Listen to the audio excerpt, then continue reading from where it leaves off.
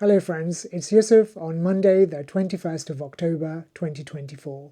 I'm late with my video this week and that's okay. I had planned everything out yesterday and then I was just really exhausted and in no fit state to sit here and record it.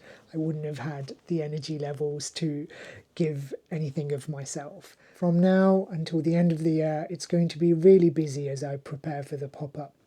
And whilst I'm committed to the schedule of posting at least one video a week to YouTube, I think it's okay if I'm a few days late. I don't need to put that extra pressure on myself and beat myself up for something as long as I remain consistent with it. I had another intense week on the Lmade Me program last week, and in this video I'm going to share my top 3 lessons from last week. If you're a creative entrepreneur like me, or you're just someone trying to figure things out, I think they will really resonate. So let's go. Before we get into the deep stuff, here's an update on the projects I've been working on.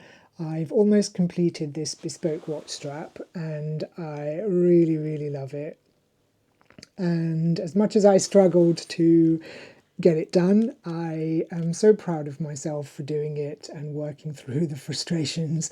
And I got so excited, I decided to start another one. This is for myself. I got a few watches from my dad and I had them all serviced and they were all without watch straps. So I'm really excited to finish this one and wear it for myself because this is a really nice watch. And it will be nice to be reminded of my dad every time I wear it. Let me know what you think of the watch straps in the comments and whether I should make some more now that I'm an expert. If you've been following along, you'll recall that earlier this year I was selected to be part of the Lmade Me program alongside 11 other creatives, and this culminates in us opening a shop in London's West End for the month of December.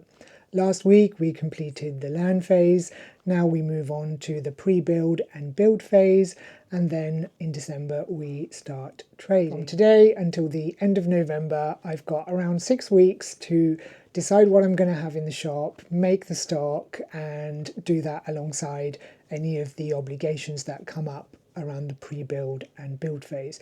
So it's going to be really intense and there's a lot to do, but I'm excited that I am forced to really make some decisions and go for it because there's no time for me to overthink. I have to be really smart and ruthless, plan and get on with it, and that is totally not me. I think this opportunity has come at the right time for me. Combined with the insights that I had during the land phase, I'm really open and receptive to making this work for me and to really be ambitious about making it a success in the multiple ways that I want it to be successful. Let's get into the lessons. Lesson number 1, there's no shortcut to just doing the work. I know we've all been there, lured by someone online promising fast gains, whether that's success, virality, endless money, or the perfect body. It's easy to get tempted, but in reality, as I realized this week, the only way to achieve something or build something meaningful is through consistent effort and just putting in the work. Earlier this year, I returned to London after spending the winter in Mexico and moved into my friend's place whilst he's seconded abroad. Prior to leaving, I was around 8 minutes away by bike, and now I'm around 1.5 hours away. So I've gained 3 hours of commuting with pretty much no internet along the way. A few months ago, I decided to commit to YouTube and to learn about making more engaging long-form content. And so I used this journey to watch downloaded videos about what kind of gear to get, how to film cinematically, how to find your niche, how to post, you know, all of the things that you do, which I'm sure you're familiar with if you've either done this or you're doing this right now. This led me to purchasing the Osmo Pocket 3 and also the Action 5, and then a few weeks ago I took them out with me to record different styles of content. I started with a vlog style and I took it out with me and captured clips throughout my day, including with me speaking to the camera. And I watched them back and I just couldn't bear to look at them, let alone edit them and piece them together and post them. Because I had this idea in my head about how I want them to look or how I want to be a certain level before I put them out there. So I downloaded some more videos to watch to help me get better. But after watching all of these videos, it became clear to me that there is no shortcut. I have to make messy videos that I don't like for me to get better. There's no shortcut to just putting in the work, fumbling along, feeling frustrated, but ploughing on anyway and figuring it out for yourself.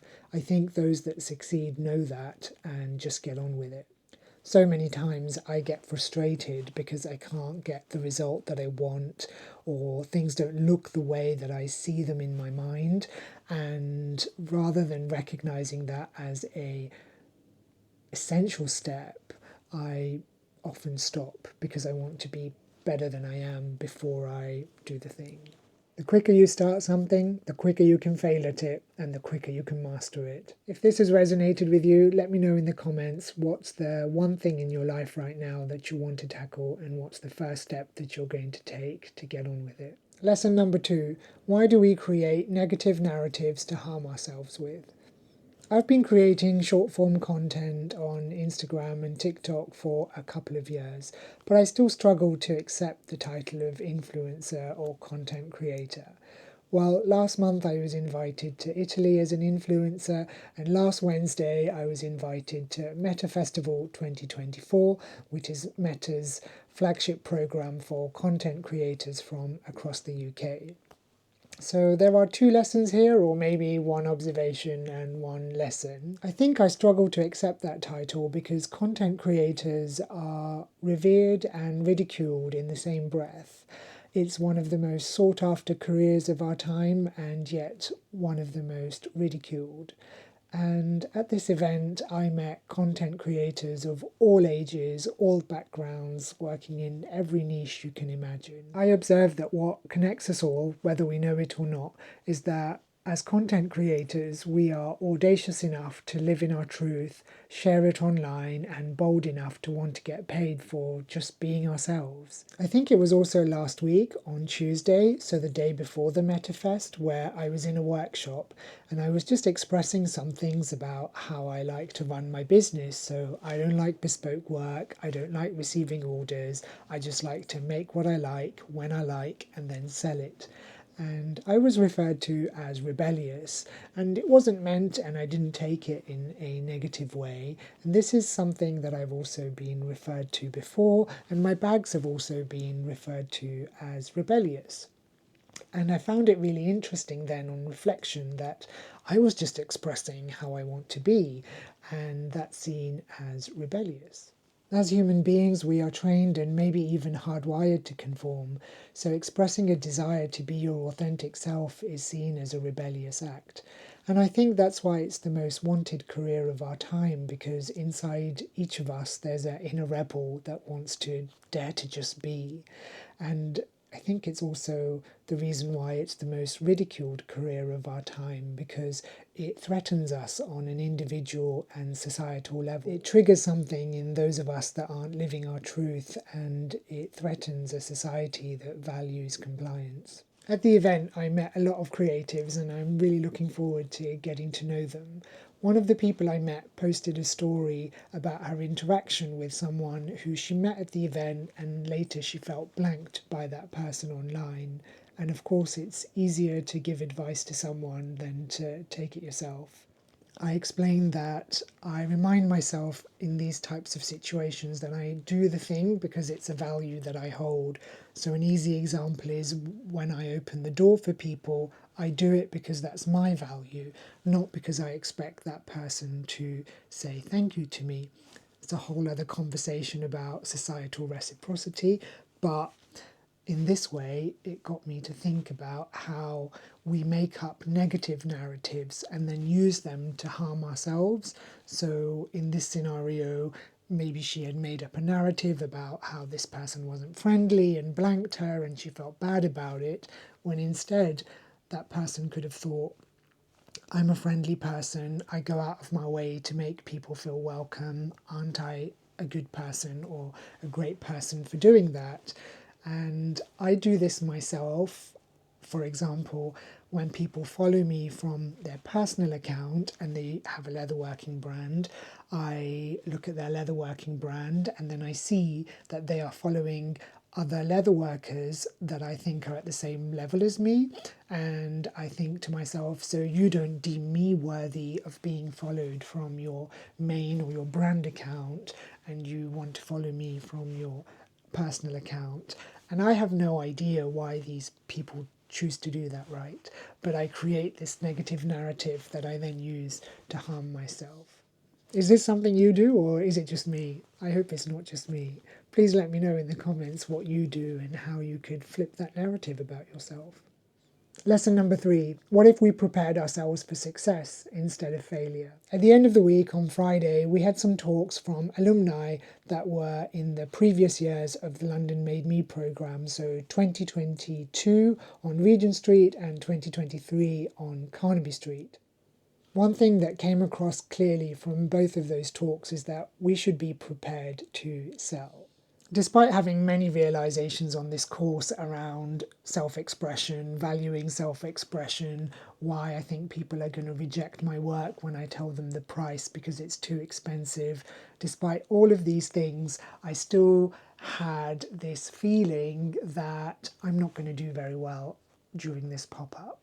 I was still preparing for stock and still preparing to be in the shop, but I still thought, yeah, but I'm not going to do very well. And even when these two people were speaking and they were saying that be prepared to sell, I thought, yeah, but they're in different categories. They're going to sell, but I'm not going to sell because I'm selling expensive leatherwork and no one buys my work. Even though I've done selling events before, I realised that I always prepare for failure or to be let down, that I always expect that people are going to reject my work. And even when they buy it, it's not because they really love it or value it, but maybe because they feel sorry for me or something. And I really don't want to do that anymore. I decided to prepare for success this time and to expect it.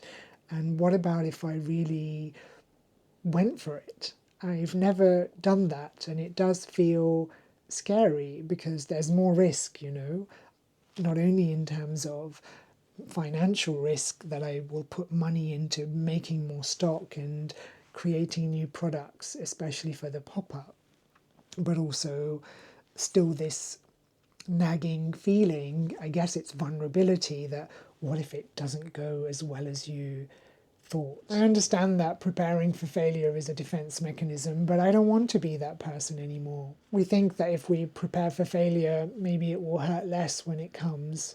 But what if we prepared for success? What if we prepared for the best case scenario? What if we allowed ourselves to fully believe in the possibility of our success? Well, that's what I'm going to do for this pop-up. And actually, it's really exciting to put myself in this state of mind for the first time ever. And whatever happens, at least I will be proud of myself for putting myself out there and trying. And I will have learned a hell of a lot in the process. But that's not going to happen because it's going to be a great success. I have a parting question for you. Pick one area in your life or your business and let me know what success would look like. Those talks were really exciting, but they also terrified some of us because we've all been chugging away at our businesses for varying lengths and we all dream of success, but really we never plan for it. We never really embody what that would look like. We just think we'll be toiling away, and this is an opportunity to really be in this location where we really could go viral, and that's exciting but also terrifying. But I know myself and all of us, we're going to lean into it.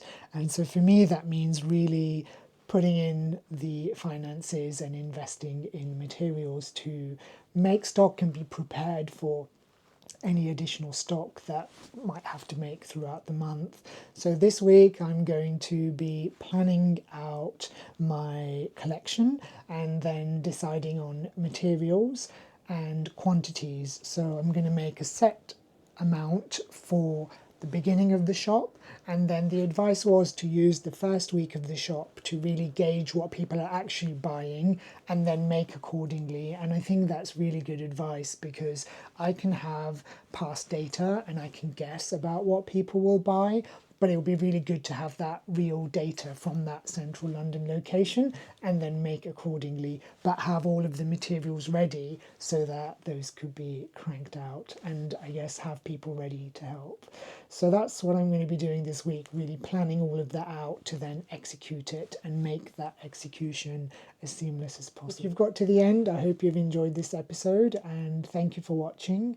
Please let me know your thoughts in the comments and don't forget to like, subscribe and follow and all that jazz. Thank you very much and see you next week.